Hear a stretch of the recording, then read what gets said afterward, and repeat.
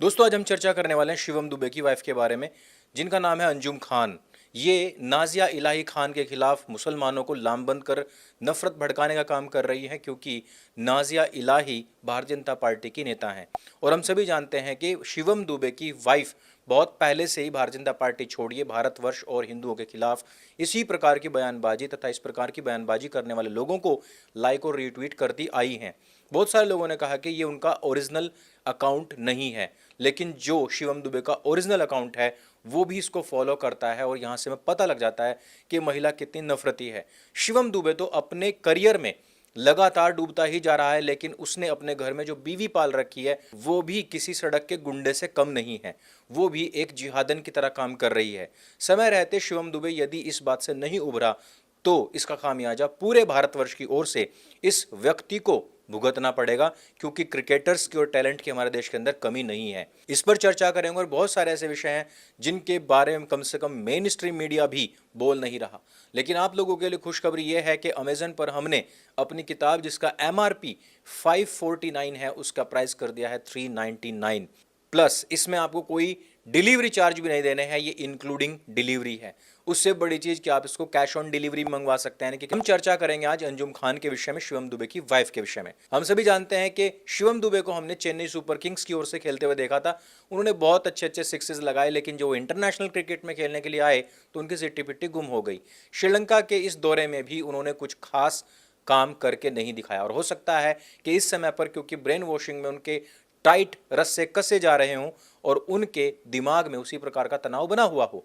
क्योंकि इनकी जो वाइफ है अंजुम खान, अगर हम इसकी हिस्ट्री को उठाकर देखें तो यह ना केवल हिंदू को गोबर भक्त कहती है, ना केवल ये भारतीय जनता पार्टी को गाली देती है, बल्कि ये भारतवर्ष को भी इस्लाम और बाबा आदम की धरती उनका देश बताने में पीछे नहीं रहती।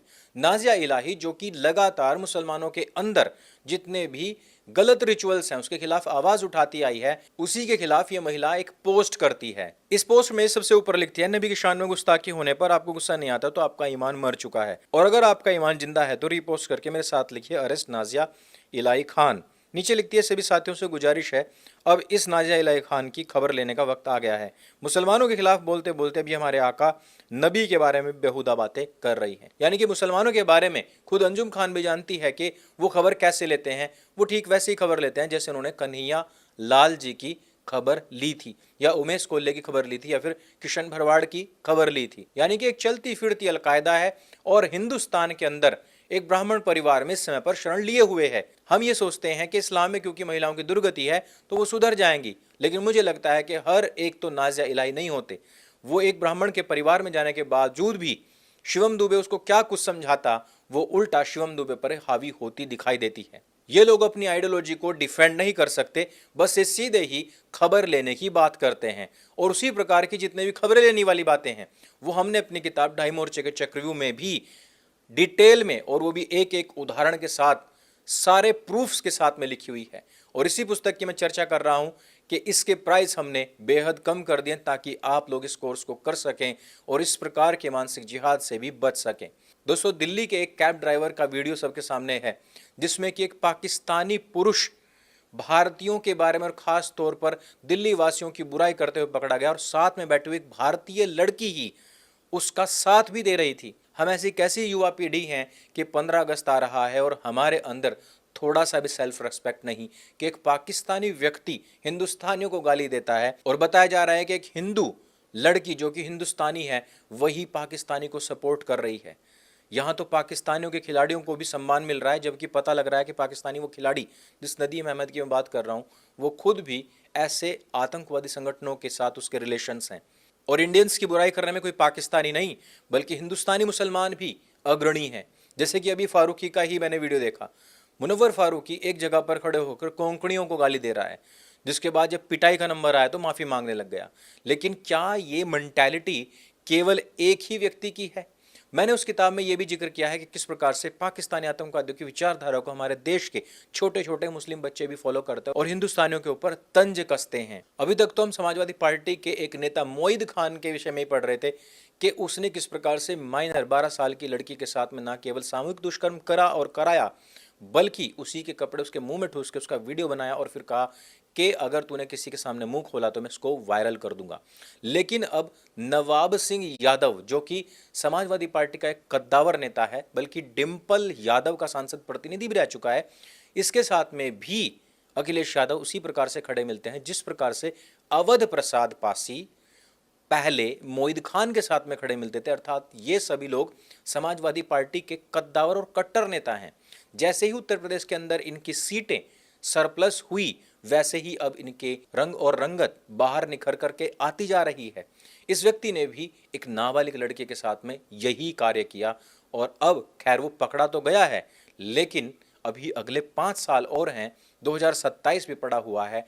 अगर बाई चांस इनके पास में किसी प्रकार से गवर्नमेंट आती है तो आप भी समझ जाइए कि इनका आतंक कितना मचने वाला है। और कहानी फिर मोईद खान या नवाब यादव पर ही क्यों रुक जाए।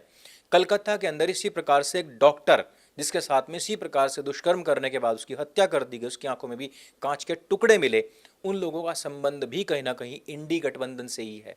ये सारे के सारे लोग एक मुश्त होकर के, सिर्फ 99 सीट क्या आई, इन्होंने पूरे देश के अंदर इस समय पर गंद मचाना शुरू कर दिया है। राहुल गांधी, जो कि ऑलरेडी करोड़ों रुपए के शेयर का धारक है, वो भी शेयर मार्केट को गिराकर अपना मुनाफा लूटना चाहता है। हिंडनबर्ग के साथ मिलकर उसने एक बार फिर से सेबी के खिलाफ यही अफवाहें फैलाने का प्रयास किया और खुद यह व्यक्ति इस पूरे डीप स्टेट का एजेंट की तरीके से काम करता है। जैसे इसने पहले भी फरवरी के महीने में अडानी के खिलाफ इसी प्रकार की अफवाहें फैलाने में हिंडनबर्ग का सहयोग किया था। पूरी की पूरी लेफ्ट लिबरल पत्तलकारों की लॉबी हिंदुस्तान के खिलाफ खड़ी हो गई थी। हालांकि उस समय पर जितना घाटा हुआ, उसके बाद में अडानी जैसे जैसे केस जीतता गया, वापस उसने सारी रिकवरी कर ली। लेकिन इस बार इनके पिछवाड़े में अच्छा भला मोटा ताजा खासा लट पड़ा है, जिससे कि अब ये इस बात को समझ चुके हैं कि काट की हांडी बार बार तो कम से कम चूल्हे पर नहीं चढ़ती। मोदी या फिर सरकार के खिलाफ जाते जाते लोग कितने निम्न हो जाते हैं, वो किस प्रकार से देश के खिलाफ खड़े हो जाते हैं, रोज हमें उस प्रकार के उदाहरण मिलते हैं। लेकिन फिर भी अफसोस कि हम लोग आंखें बंद करके बैठे रहते हैं। हम देखते हैं कि 70 साल के एक बुजुर्ग ने 7 साल की लड़की के साथ में, वो भी मस्जिद का मौलाना, दुष्कर्म कर रहा है, लेकिन हम फिर भी कहते हैं कि इनसे पाक साफ कोई नहीं।